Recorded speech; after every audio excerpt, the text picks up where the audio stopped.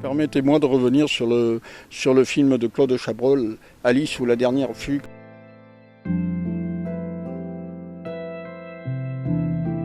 Et si je reviens, c'est parce que le sujet de la mort m'a toujours d'abord impressionné c'est le mot, intéressé également.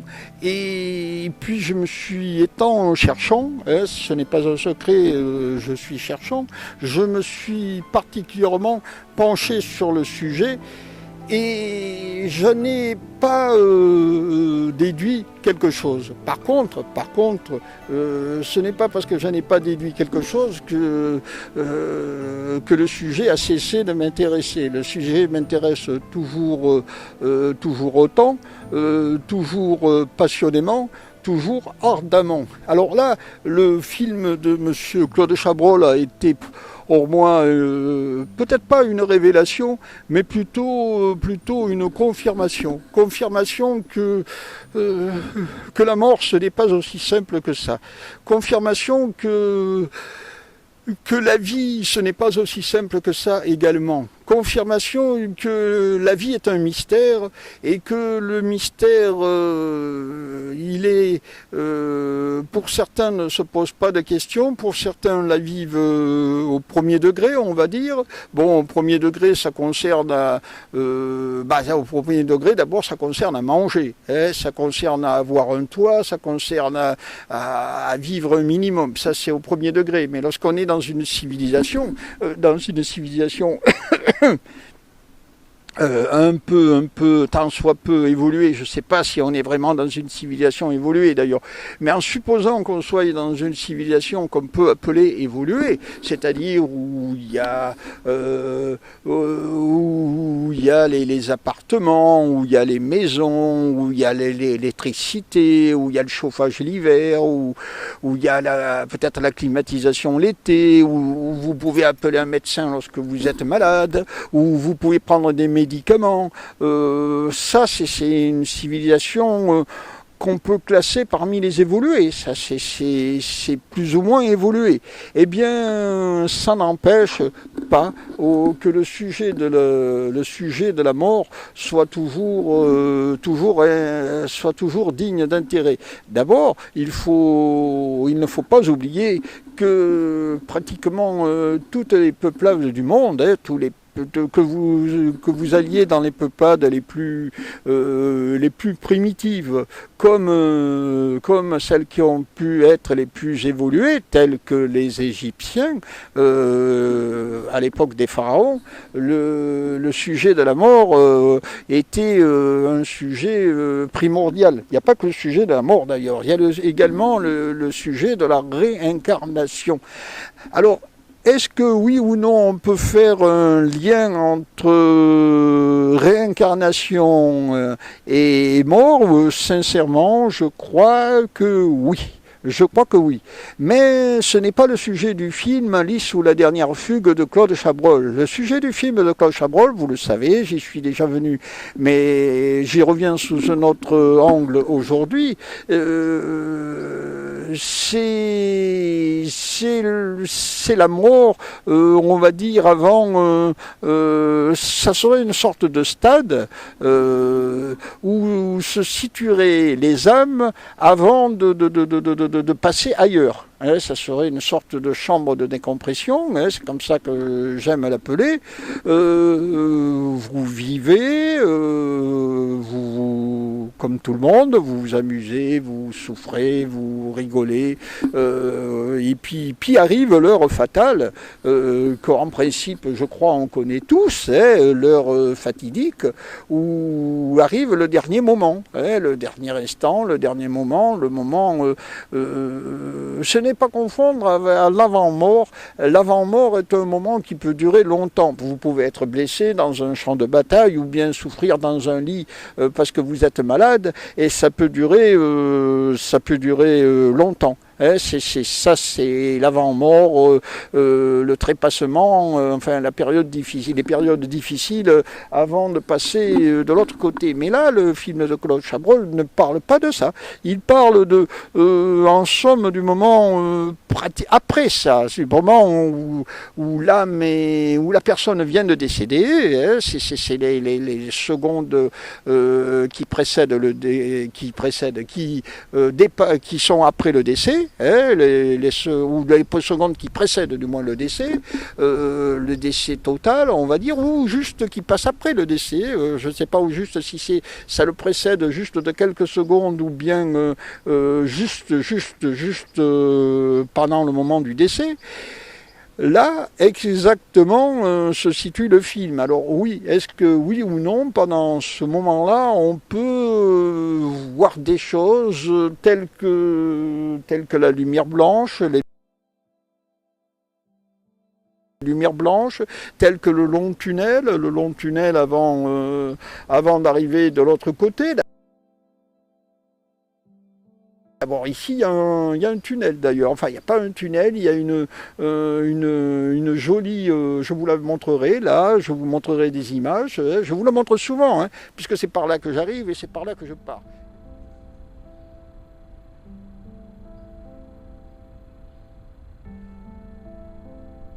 Je le montrerai un petit peu plus, et du moins je le montrerai précisément.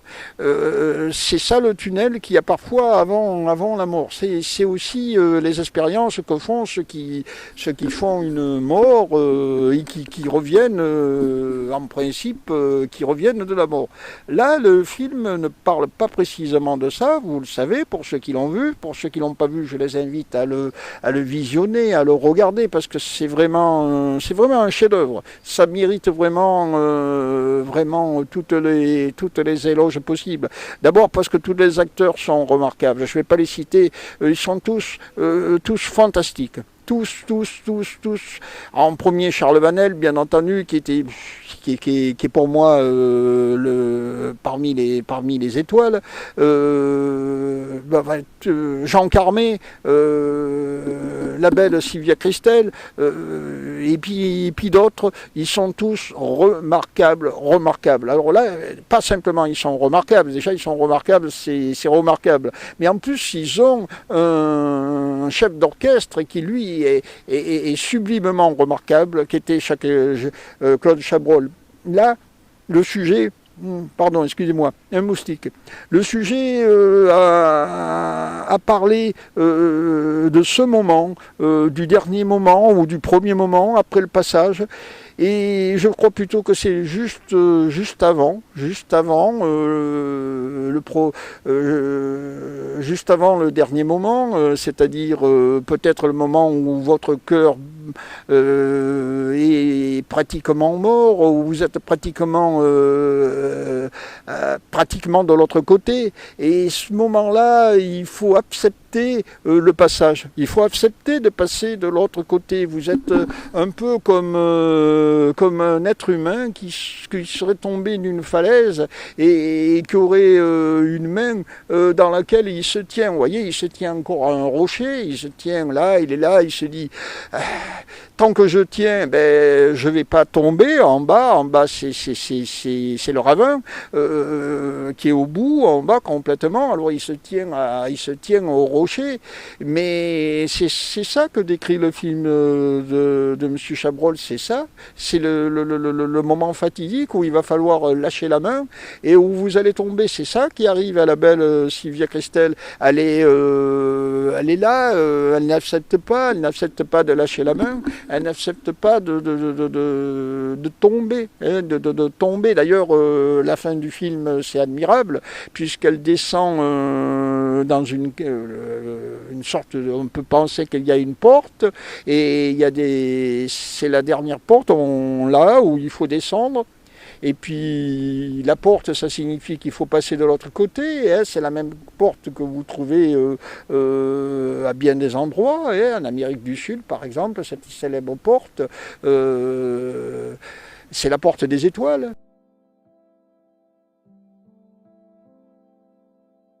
C'est la porte qui conduit de l'autre côté. Alors, est-ce qu'on accepte facilement ou pas de passer de l'autre côté? Est-ce que avant cette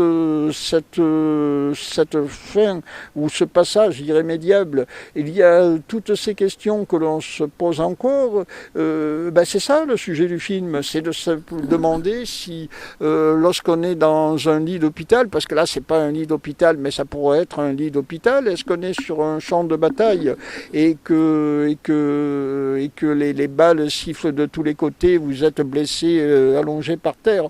Est-ce que vous aussi vous vous posez des questions analogues? Est-ce que la personne aussi se pose des questions analogues? Eh bien, c'est exactement ça. C'est exactement ça, mais le sujet que je voudrais apporter aujourd'hui, c'est un petit peu différent. Ça, c'est la fin du film d'Alice. C'est lorsqu'elle a accepté finalement qu'elle était morte. C'est pareil que dans le sixième sens ou dans les autres.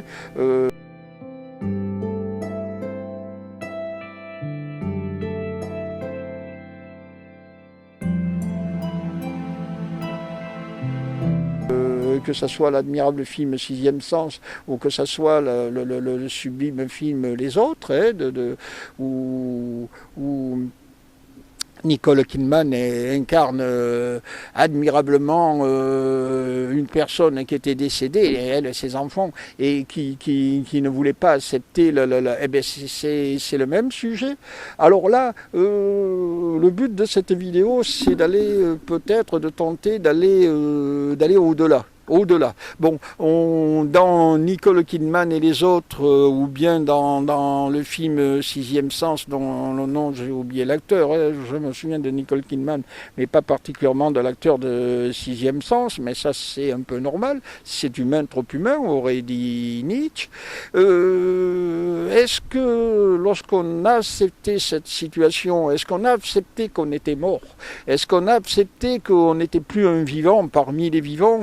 On passe de notre côté ou pas? Est-ce que oui, c'est réellement vrai qu'on passe de l'autre côté, qu'on peut passer de notre côté ou pas? En fait, la seule question qui se pose, là, vous l'aurez compris, c'est oui ou non, y a-t-il un autre côté? Oui ou non, y a-t-il un autre versant? Oui ou non, y a-t-il quelque chose au-delà? Au-delà. Alors, je suis de ceux qui pensent que oui.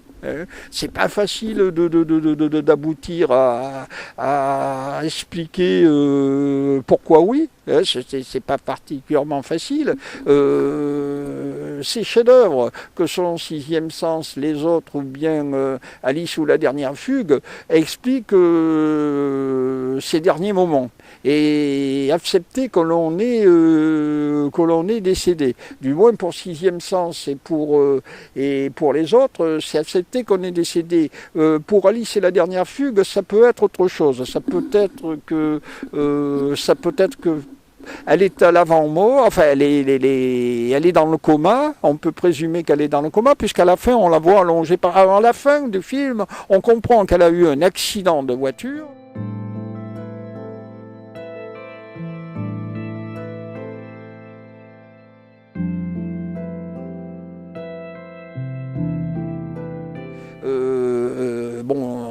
On connaît le film, elle se dispute avec son mari et elle s'en va, elle le quitte, elle prend sa voiture et elle s'en va, et à la fin du film on découvre que finalement en quittant son mari, en partant comme ça, peut-être sur un coup de tête ou je ne sais pas, elle a eu un accident de voiture et elle est décédée, mais on peut penser que tout le film se passe quand elle est dans son esprit et qu'elle est dans le coma, et faut-il oui ou non qu'elle résiste, qu'elle accepte qu'elle est morte, qu'elle va mourir, ou bien qu'elle refuse de mourir, qu'elle ait assez de force pour en quelque sorte sortir du coma et pour en quelque sorte s'en sortir. Je pense que le sujet de ce film c'est ça. Mais que ça soit Alice ou la dernière fugue, que ça soit Sixième Sens ou que ça soit les autres, ça ne répond pas à une question principale. Existe-t-il, oui ou non quelque chose après le décès? Existe-t-il, oui ou non, quelque chose après la mort?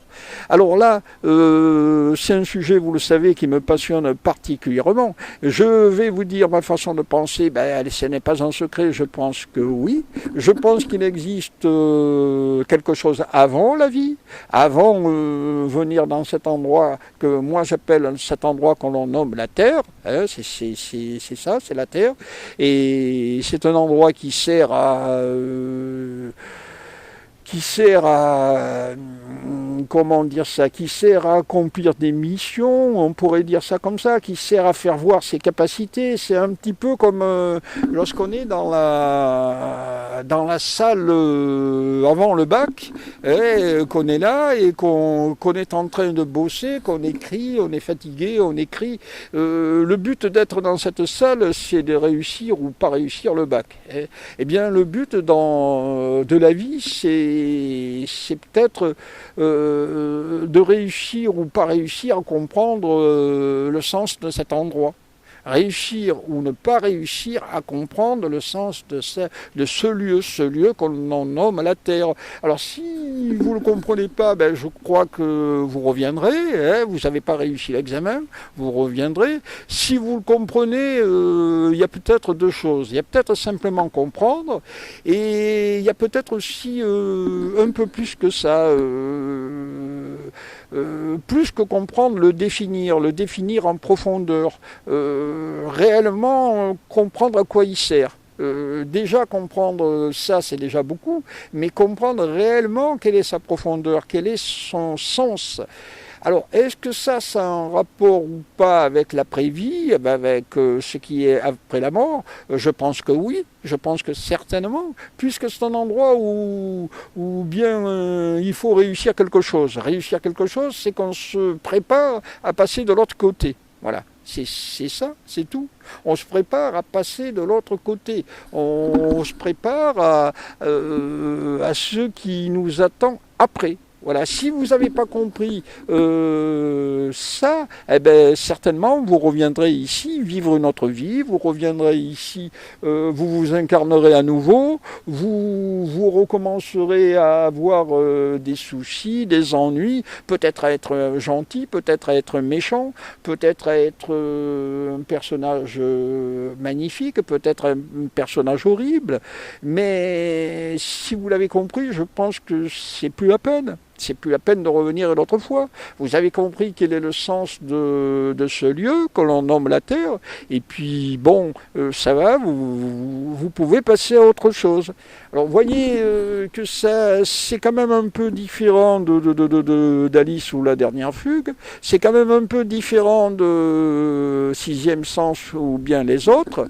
Bien que dans Alice ou la dernière fugue ou dans les autres, ça parlait du sujet de la mort, pareil que dans le Sixième Sens, mais il y a quand même une réponse un petit peu différente, c'est que ça explique, ça parle pas vraiment de la Terre, de ce qu'on fait sur Terre, et là j'essaye d'expliquer ce qu'on fait sur la planète Terre. En mon sens, on se prépare à passer de l'autre côté. Si vous l'avez compris, vous avez compris le sens de ce lieu que l'on nomme la Terre. Un lieu d'ailleurs, réfléchissez un peu, un lieu pour lequel vous ne pouvez pas donner d'âge. Hein, personne ne sait l'âge de la Terre. Personne ne sait ni l'âge, ni quel est...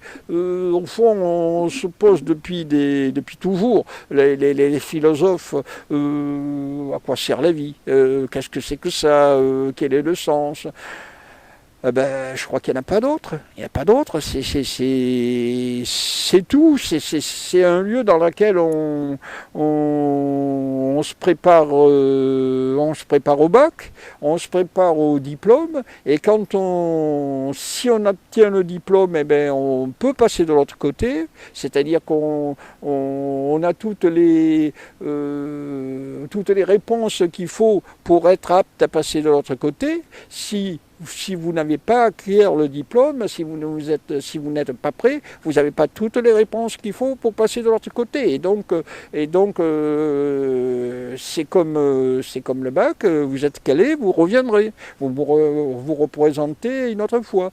Je crois que là, on peut se représenter souvent. Je ne sais pas si on peut se représenter toujours. Je pense très souvent, pendant plusieurs fois. Et puis peut-être qu'on est recalé pour jamais. Hein. Si on ne réussit pas, peut-être qu'on est mis au rebut. Et puis tant pis.